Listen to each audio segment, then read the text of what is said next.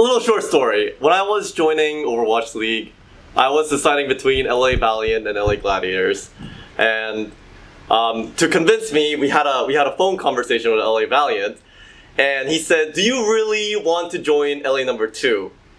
Well, we'll find out about that. Hey guys, it's Adam from Akshon Esports, and today I'm speaking with Bischu of the LA Gladiators.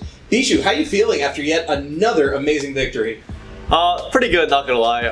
Even before this stage started, I think our coaches actually figured out this meta more or less, and so I think all of our players were feeling really confident and comfortable going into it, because like we pretty much knew what to expect. And what was it? Our coaches have been telling us what our opponents might run, so even if they swap, we have an instant counter for it. So yeah, it's been pretty good. Excellent.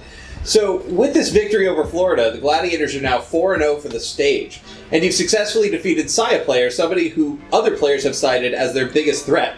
So what is it about this stage and this meta that's working so well for you guys?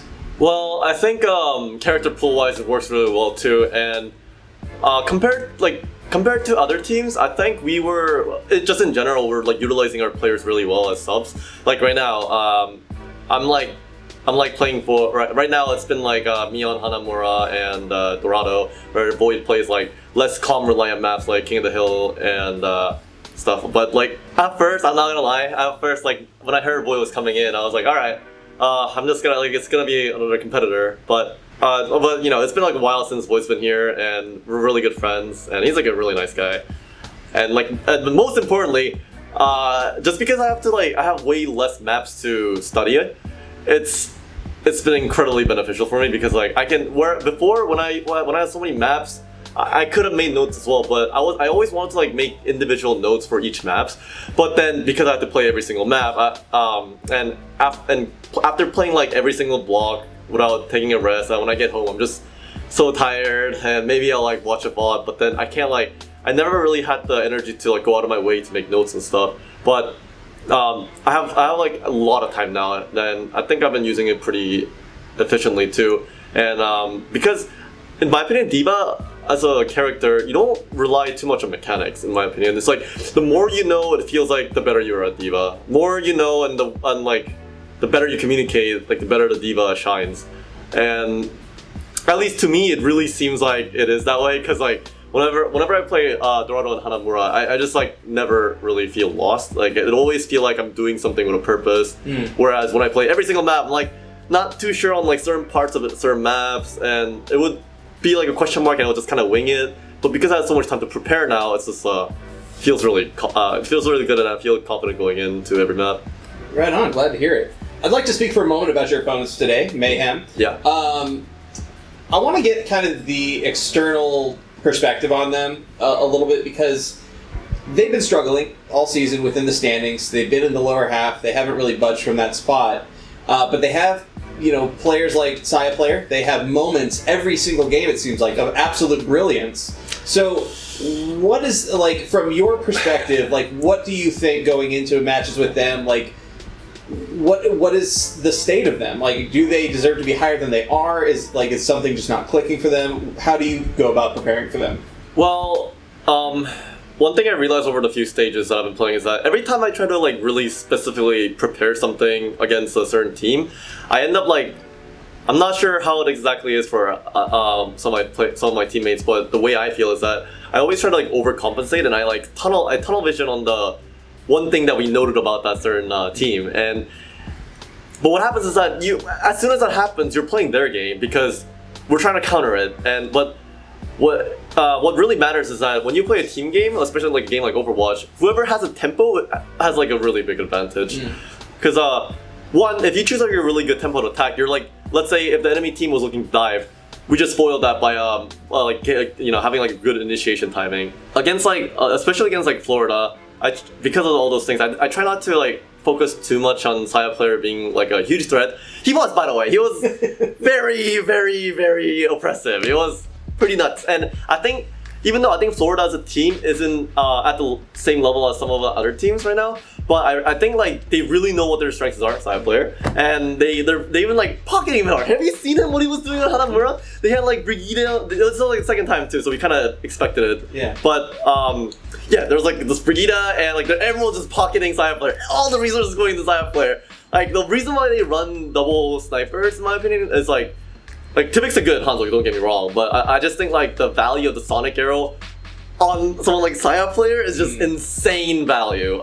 It's so impressive. Like later on, we kind of caught on to it, but what we had to do mid game to adjust was like we had to see where the Sonic Arrow is going no matter what, because that area is a dead zone, completely dead zone, and it's like a pretty big AOE too. So when let's say on Dorado point A, when we're defending, the Widow's probably on Candle, like the bar backside on the arch, like that little wall that the attackers come in from. There's like few like maybe they're behind a fountain. There are a few places, and if the Hanzo can just like slightly peek and maybe he sees where the shot is, maybe he sees like Widow's head 1 second, throws a Sonic Arrow, and that like they just won the sniper fight with a Sonic Arrow. It's crazy, but I think they found they found their strength and they're really playing towards it. So, but in the end, I think it always like Florida. Unfortunately, always like kind of falls just a little bit short, even though they seem so strong. Because, in my opinion, like the fundamentals isn't really at like a good level yet. But and I think they know that too. And I think they're at this point they're just like, okay, well, we should just like invest everything into what works right now and just play around that, which is fine because one, he's like such a good Widow, and in these comps, like whoever wins the sniper fight really like has an instant tempo, and you kind of like get a free fight. So right now in this meta, the way they're playing is really good. They found a really good way, in my opinion. Excellent. But in the end, I don't think it'll like it gives you chances to win, but I don't think in the end, I think like having like a tighter team just wins in this meta right now. Close it out. Yeah. So at the beginning of this stage, we saw you on Brigitte, but recently it's been Hydration.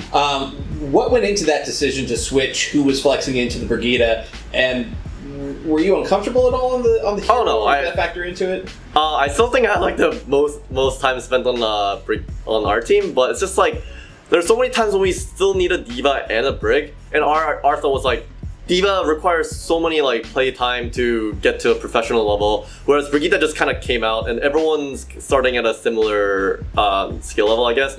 But like, so even if I, let's say, I'm not even sure if this is true or not at this point, because like some of our DPS players have been playing a lot of Brig, but let's say I'm a better Brig than our DPS players, but like what would we rather have, like a better D.Va, or it's just like a min-maxing thing, I guess, because like a DPS player can't just like a lot of times can't just like pick up D.Va and then play her and like just do her job, I guess. Whereas Brigitte is like more straightforward. She's like D.Va in a sense that you kind of have choices where you can meet flankers or peel the supports, but it's more specialized, so it's like more straightforward, I guess, compared to D.Va. D.Va is just like, you need experience on that character, man. Like every decision that you could possibly make seems like the right decision, but in hindsight, it's almost always wrong. But so it's just requires a lot of experience. So you need like, you'd rather have a D.Va at a 10 and a Brigitte at an 8 rather than a Brigitte at a 10, like a D.Va at a 5. Pretty much. Like that. Cool, I got you. So in the past, we've seen a lot of flexibility from the Gladiators DPS line with Asher and Silk Thread flexing in and stuff. Asher on the Tracer is really, really good. But now with Hydration playing 2 essential heroes for 2 really oppressive comps that are necessary, does that mean that your DPS line is going to be a little bit more static going forward? And if so, what does that mean for Silk Thread and Asher? Well, I mean, to be honest, we're not even sure where this meta will end.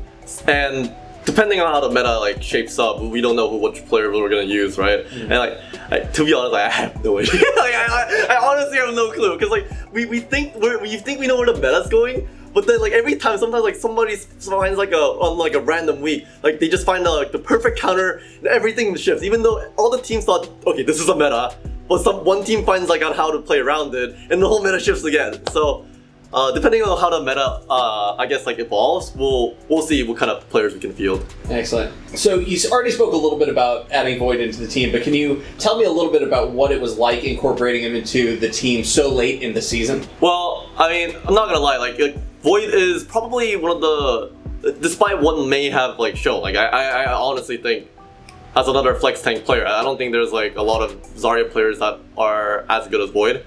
And because like I've been spending so much time on D.Va, we're just like, okay, we might as well have like we might as well split play time where one focus on Zarya. And right now it's a pretty Zarya dominant meta. Like we initially didn't expect tank comms to be so good on cost, but then it was. And on top of that, cost maps don't require as much communication to begin with, so we're like, okay, this just like seems like the better way. And on top of that, I really wanted to split like maps so I could like do more, and it was only the right choice. Right on. What would you say that Void brings to the team that wasn't there before? Probably his Hog's really good, his Zarya's really good, and it's not like his D.Va's bad or anything. I still think it's like the better majority of the D.Vas. So just like general flexibility, it's just that on some certain maps like Escort and mainly I think Escort's like the biggest thing, but having like another layer of the plan really shows in those kind of game modes. Whereas if you were to use Void, the plan relatively has to stay simple. But right now, it's just like, oh yeah, we just grab and throw Hanzo, where I was like, yeah, grab and like shatter. Like, it's like, very simple, right? Like everyone will understand the plan. So on those times it's fine, but like every time when we like even during today's game, I think there was like a flub where we overuse one of our ults in King's Row just because like we had like a perfect combo going. Surefour and Fisher had like the god combo. Like, everything was perfectly timed, and then we threw a grab in there, and so everything like that whole good plan was just like a mediocre plan. But yeah, so in those but he'll learn. He's been learning fast. Like for example, like Asher and Fisher when he first came over, it was hard. Like I just like it felt like I was doing two people's work, but they've learned English so fast because like they kind of have to say it every day. So I don't really have to translate much. My life's been getting easier, and it's not just me helping Void out. It's just like literally all the Koreans, and we have a Korean manager who also helps that out. So I think Void will pick it up really easily. Right on. Well, obviously, any mistakes that are in there aren't holding you back too much. You guys have been playing out of your minds. You're the best looking gladiators we've seen all season. Bischu, thank you so much for your time, man. I really appreciate it. Congratulations again. Good luck next week. I really look forward to seeing your next match. Thank you for a great interview. Absolutely. That's all for now. If you enjoyed this video, be sure to like and share as it really helps out the channel quite a lot. Otherwise, be sure to subscribe and follow us on Twitter if you want to stay up to date with all of our content, and hit that bell to stay notified.